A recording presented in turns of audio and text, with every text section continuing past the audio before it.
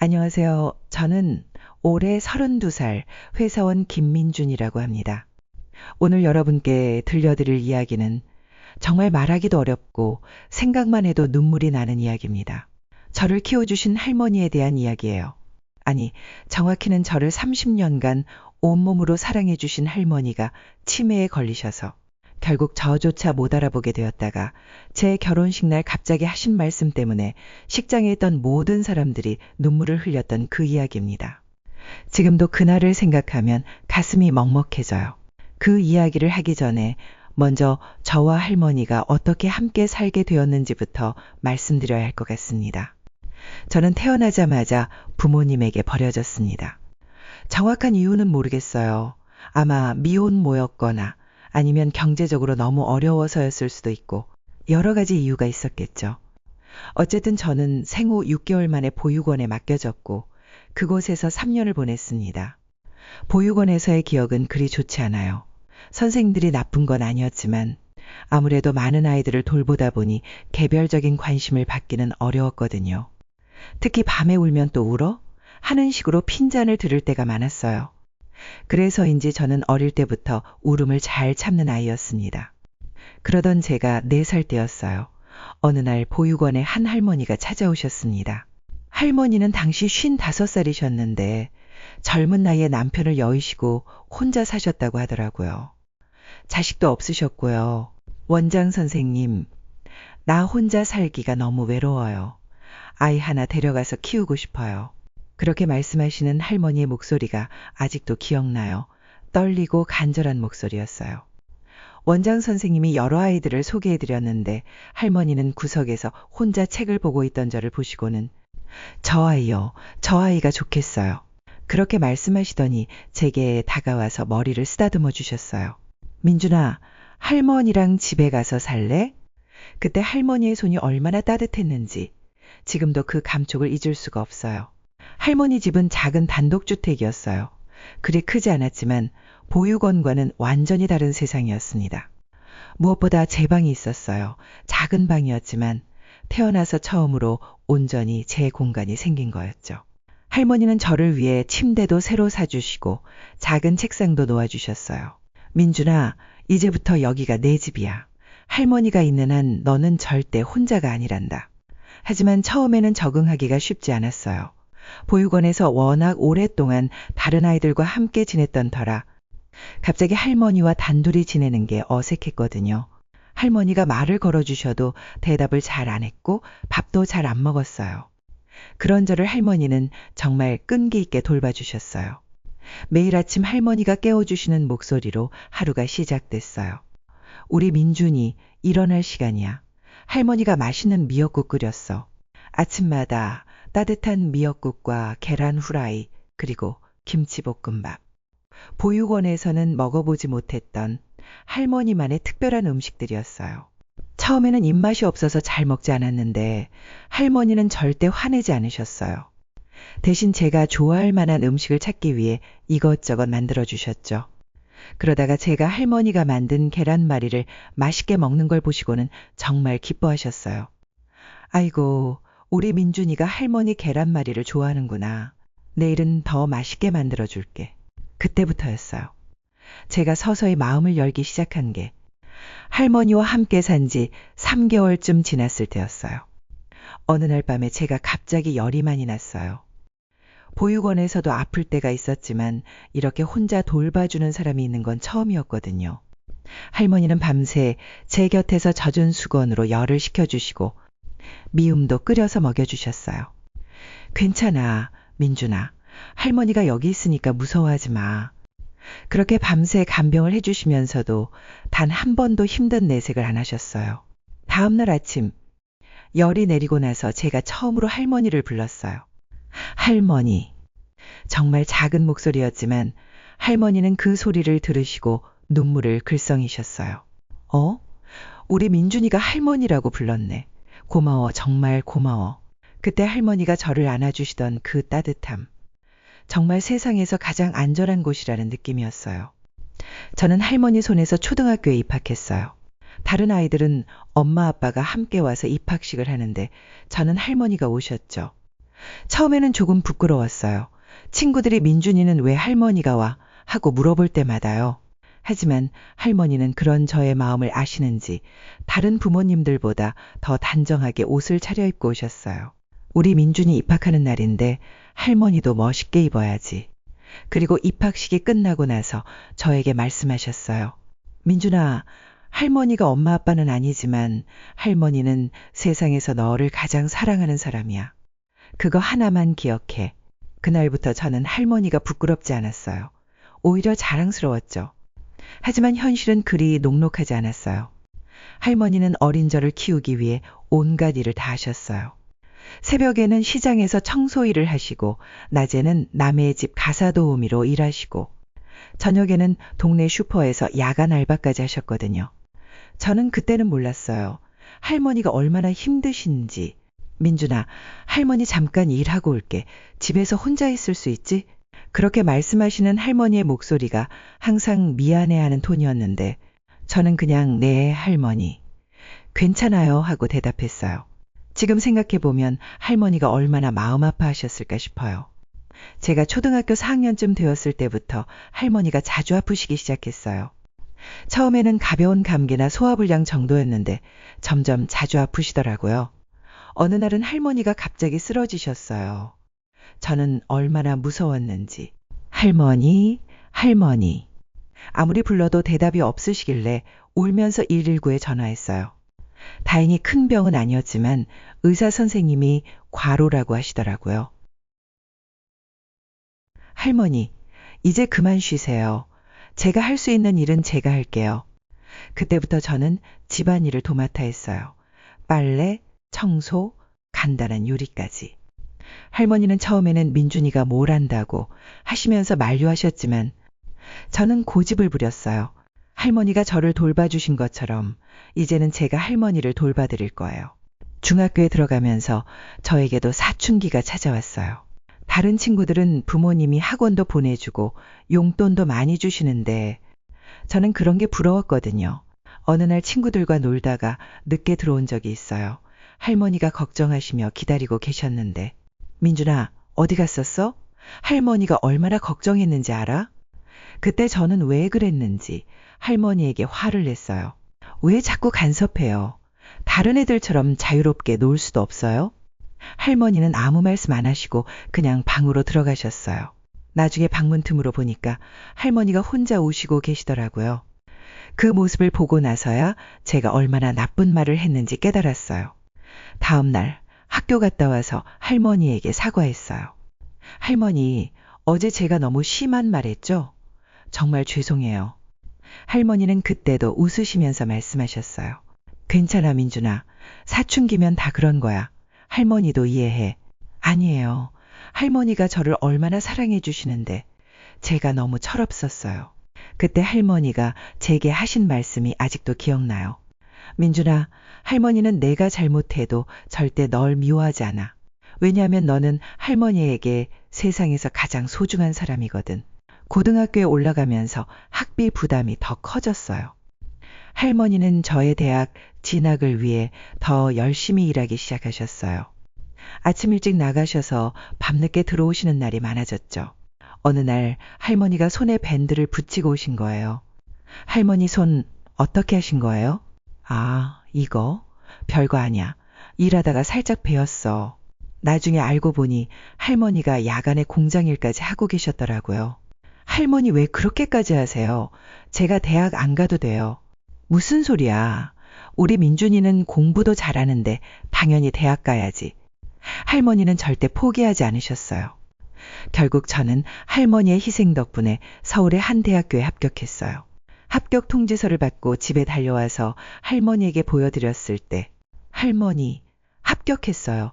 대학교 합격했어요. 할머니는 그 자리에서 눈물을 펑펑 쏟으셨어요. 정말이니? 정말 합격했어? 네, 할머니. 이게 다 할머니 덕분이에요. 그날 밤 할머니는 동네 이웃들에게 자랑하러 다니셨어요. 우리 민준이가 서울대학교 합격했어요. 실제로는 서울의 다른 대학이었지만 할머니는 자꾸 서울대라고 하셨어요.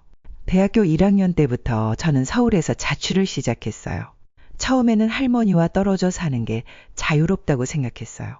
친구들과 마음껏 놀 수도 있고 늦게 들어와도 잔소리 들을 일도 없고. 하지만 막상 혼자 살아보니 할머니가 얼마나 소중한 존재였는지 깨달았어요.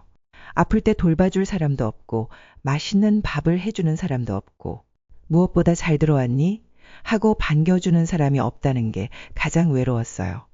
그래서 저는 주말마다 고향집으로 내려갔어요. 할머니 왔어요. 어머, 우리 민준이. 잘 지냈어? 많이 안 먹은 것 같은데? 할머니는 항상 제가 살이 빠졌다고 걱정하시면서 음식을 잔뜩 해주셨어요. 김치찌개, 된장찌개, 불고기, 생선구이. 제가 좋아하는 음식들을 가득 차려놓고 많이 먹어라 하시던 할머니. 그때는 그냥 맛있게 먹었는데 지금 생각해보면 할머니가 한 주 내내 저를 위해 준비하고 계셨던 거더라고요. 제가 대학교 3학년이었을 때였어요. 어느 주말에 집에 갔는데 할머니가 조금 이상하신 거예요. 할머니, 저 왔어요. 어? 너 누구니? 처음에는 장난치시는 줄 알았어요. 할머니, 저 민준이에요. 손자 민준이. 아, 민준이. 맞다. 민준이구나. 할머니가 깜빡했네. 그때는 단순히 깜빡하신 줄 알았어요. 나이 드시면 그럴 수도 있다고 생각했거든요. 하지만 그런 일들이 점점 자주 일어나기 시작했어요. 대학교 4학년 때 할머니를 모시고 병원에 갔어요. 여러 검사를 받고 나서 의사 선생님이 저를 따로 부르시더라고요. 할머님이 경도 치매 진단을 받으셨습니다. 그 순간 머리가 하얘졌어요. 치매요? 할머니가 치매라고요? 네, 아직 초기 단계이지만 앞으로 증상이 점점 진행될 가능성이 높습니다. 병원 복도에서 한참을 멍하니 서 있었어요. 할머니는 뭔지도 모르시고 제 손을 잡으며 말씀하셨어요. 민준아, 검사 결과가 어떻게 나왔어? 괜찮으시대요, 할머니. 걱정하지 마세요. 저는 거짓말을 할 수밖에 없었어요. 대학을 졸업하고 저는 서울에서 취업을 할 수도 있었어요. 여러 회사에서 합격 통지를 받았거든요. 하지만 할머니의 상태가 점점 나빠지고 계셨기 때문에 저는 고향으로 돌아와서 지역 중소기업에 취직했어요. 민준아, 서울에서 살아야 하는 거 아니야? 할머니 때문에 내 인생을 포기하면 안 돼. 할머니는 정신이 맑을 때는 여전히 저를 걱정해 주셨어요. 할머니, 제 인생에서 가장 중요한 건 할머니예요. 다른 건 다 괜찮아요. 처음에는 가끔 깜빡하시는 정도였는데 점점 증상이 심해졌어요. 아침에 밥을 드셨는데 민준아, 할머니 아침 안 먹었는데 하고 물어보시거나 제가 회사에서 돌아왔는데도 민준이는 언제 오니?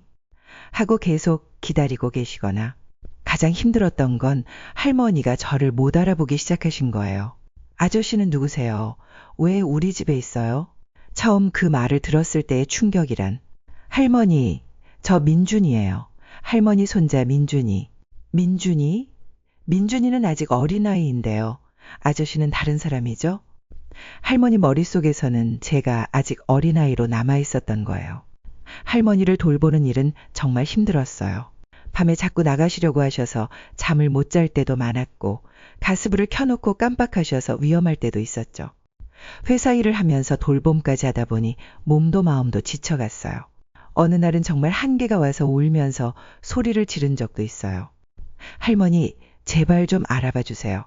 저 민준이에요. 할머니가 키워주신 민준이라고요.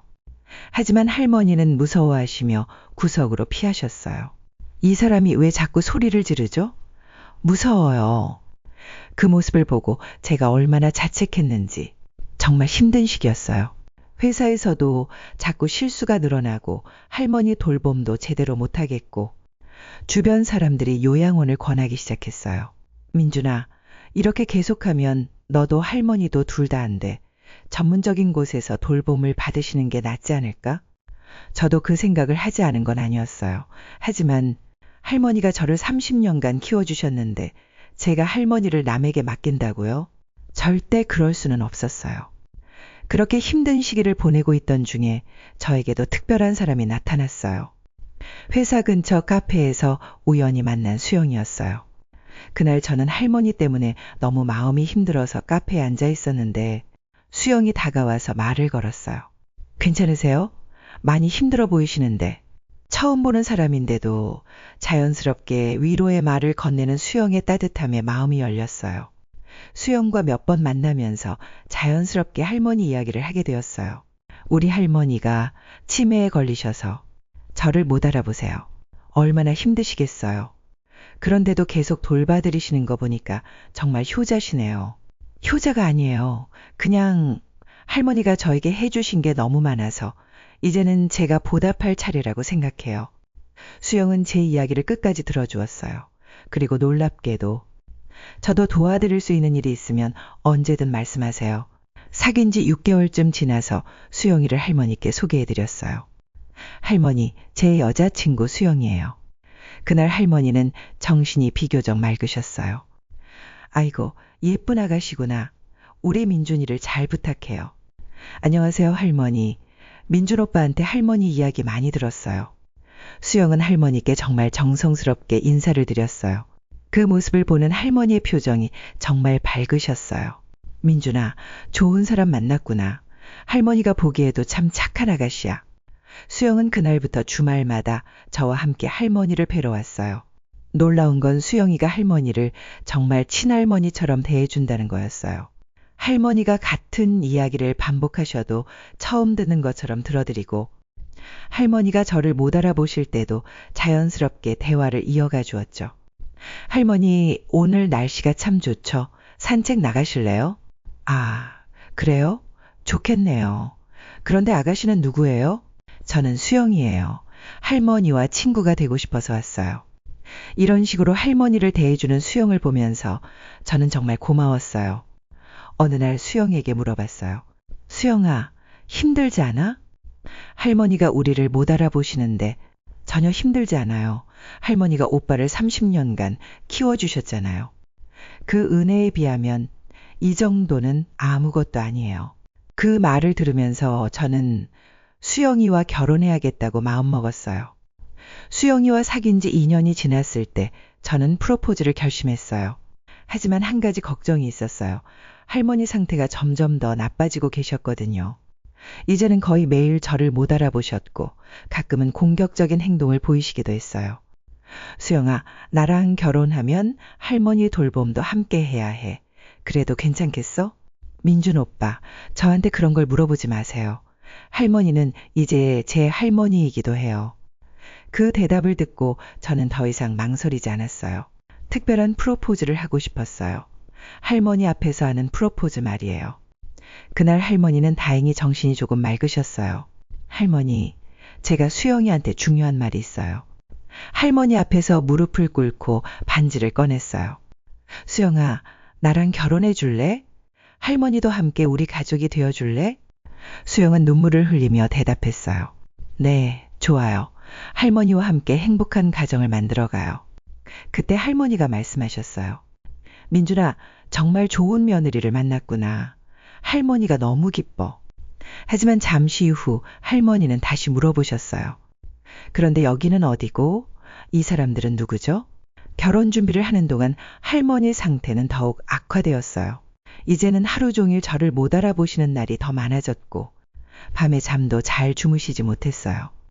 어느 날은 할머니가 갑자기 집을 나가시려고 하셔서 난리가 났어요.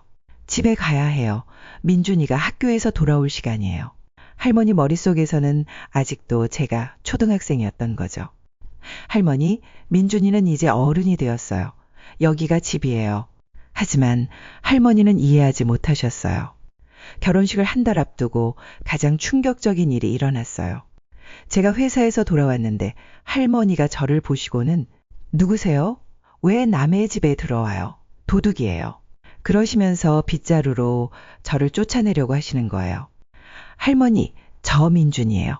할머니 손자. 거짓말 마세요. 민준이는 어린아이예요. 당신은 나쁜 사람이에요. 그날 밤 저는 정말 많이 울었어요. 30년을 함께 살았는데 할머니가 저를 완전히 모르는 사람으로 보신다는 게 너무 슬펐거든요. 수영이가 그런 저를 위로해 주었어요. 오빠, 할머니가 오빠를 잊으셨다고 해서 오빠에 대한 사랑까지 잊으신 건 아니에요. 무슨 말이야? 할머니는 기억은 잃으셨지만 오빠를 사랑했던 그 마음은 여전히 할머니 마음 깊은 곳에 남아있을 거예요. 수영이의 말이 조금이나마 위로가 되었어요. 드디어 결혼식 날이 되었어요. 아침에 할머니를 깨워드렸는데 역시나 저를 못 알아보셨어요. 아저씨는 누구세요? 할머니, 저 민준이에요. 오늘 결혼하는 민준이. 민준이요? 민준이는 아직 어린데 결혼이라니요? 할머니를 결혼식장에 모시고 가면서도 계속 걱정이었어요. 혹시 식장에서 이상한 행동을 하시면 어떻게 하나? 식장에 도착해서 할머니를 가족석에 앉혀드렸어요. 할머니는 주변을 두리번거리시면서 계속 물어보셨어요. 여기는 어디예요? 왜 이렇게 많은 사람들이 있어요? 수영이 어머니가 할머니 옆에 앉아서 돌봐주셨어요. 어머님, 오늘 저희 애들 결혼식이에요. 결혼식이요? 누구 결혼식인데요? 결혼식이 시작되고 저와 수영이가 입장할 때까지도 할머니는 상황을 이해하지 못하고 계셨어요. 결혼 서약을 하는 중이었어요. 신랑 김민준 씨, 평생 신부만을 사랑하고 아끼겠습니까? 네, 맹세합니다. 신부 박수영 씨, 평생 신랑만을 사랑하고 아끼겠습니까? 네, 맹세합니다. 그때였어요. 갑자기 할머니석에서 소리가 들렸어요. 민준아. 모든 사람들이 할머니를 바라봤어요. 할머니가 자리에서 일어나시더니 저를 향해 걸어오시는 거예요. 할머니가 저에게 다가오시면서 하신 말씀. 민준아, 우리 민준이 맞지? 할머니가 왜 이제서야 알아봤을까? 저는 그 자리에서 눈물이 쏟아졌어요. 할머니, 저를 알아보세요? 그럼 할머니가 키운 민준이를 어떻게 못 알아봐? 정말 많이 컸구나. 식장에 있던 모든 사람들이 숨을 죽이고 지켜보고 있었어요. 할머니는 제 손을 잡으시고는 이렇게 말씀하셨어요. 민준아, 할머니가 너를 30년 동안 키우면서 가장 바랐던 게 뭔지 아니? 뭐예요, 할머니? 내가 좋은 사람 만나서 행복하게 사는 거였어. 오늘 정말 예쁜 신부를 만났구나. 그러시더니 수영이에게 다가가셨어요. 수영아, 우리 민준이 잘 부탁해. 이 아이가 어릴 때부터 착했거든. 너무 착해서 할머니가 걱정될 정도로. 네, 할머니 잘 챙겨드릴게요. 그때 할머니가 마지막으로 하신 말씀이 지금도 제 마음에 깊이 새겨져 있어요. 민준아, 할머니가 이제 너를 자주 못 알아볼 수도 있어. 하지만 한 가지는 절대 잊지 마라. 뭐요, 할머니? 할머니가 너를 얼마나 사랑하는지, 그리고 내가 할머니에게 얼마나 소중한 존재인지 그것만은 절대 잊지 마라. 할머니, 그리고 이제는 할머니 걱정하지 말고 수영이랑 행복하게 살아라. 그게 할머니가 가장 바라는 거야. 식장에 있던 모든 사람들이 눈물을 흘리고 있었어요. 하지만 그 감동의 순간도 잠시였어요. 결혼식이 끝나고 30분쯤 지나니까 할머니가 다시 저를 못 알아보셨어요. 여기는 어디예요? 이 사람들은 다 누구고요? 하지만 저는 더 이상 슬프지 않았어요. 할머니가 정신이 맑으셨을 때 해주신 그 말씀들이 있었으니까요. 결혼 후 저희는 할머니와 함께 살기로 했어요. 수영이는 정말 친손녀처럼 할머니를 돌봐주었어요. 할머니가 저희를 못 알아보셔도 수영이는 매일 할머니께 인사를 드렸어요. 할머니 안녕하세요. 저는 수영이에요. 수영이요? 처음 보는 사람인데 참 예쁘네요. 고마워요, 할머니. 결혼 후 1년쯤 지났을 때 할머니 상태가 많이 나빠지셨어요. 이제는 거의 하루 종일 누워 계시고 말씀도 거의 하지 못하셨어요. 의사 선생님이 말씀하시길 이제 시간이 얼마 남지 않았다고 하셨어요. 저와 수영이는 할머니 곁을 지키며 마지막 시간을 함께 했어요. 할머니가 돌아가시기 하루 전이었어요. 갑자기 할머니가 제 손을 잡으시더니 아주 작은 목소리로 말씀하셨어요. 민준아. 네, 할머니, 여기 있어요. 고마웠어. 할머니를 사랑해줘서. 할머니, 저야말로 고마워요. 할머니가 없었으면 저는 아무것도 아니었을 거예요. 행복하게 살아라. 그게 할머니가 저에게 하신 마지막 말씀이었어요. 그날 밤 할머니는 정말 편안한 얼굴로 잠드셨어요. 다음 날 아침 할머니는 자는 듯이 편안하게 돌아가셨어요. 마치 저의 결혼을 끝까지 지켜보시고 안심하신 것처럼. 할머니가 돌아가신 지 벌써 5년이 지났어요. 지금 저희는 3살 된 아들 하나와 1살 된 딸 하나를 키우고 있어요. 아이들 이름은 할머니 성함에서 따서 지었어요. 아들은 승민, 딸은 은서. 할머니 성함이 김승은이셨거든요. 아이들이 조금 더 크면 증조 할머니 이야기를 들려줄 생각이에요. 승민아, 은서야. 너희들을 가장 사랑했을 증조 할머니 이야기를 들려줄게. 아빠를 버린 부모님 대신 30년간 키워주신 따뜻한 할머니 이야기를. 할머니는 저에게 정말 많은 것을 가르쳐 주셨어요.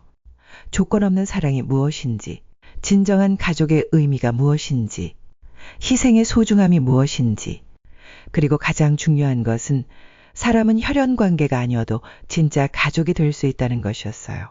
매년 할머니 기일에는 온 가족이 함께 성묘를 가요. 아이들이 아직 어려서 잘 모르지만 그래도 증조 할머니께 인사를 드려요. 할머니, 저 잘 살고 있어요. 좋은 아내도 만나고 예쁜 아이들도 생겼어요. 할머니가 없었으면 지금의 제가 있을 수 없었을 거예요. 정말 감사해요, 할머니. 사랑해요.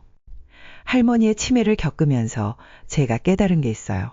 치매는 기억을 앗아가지만 사랑까지 앗아가지는 못한다는 것이었어요.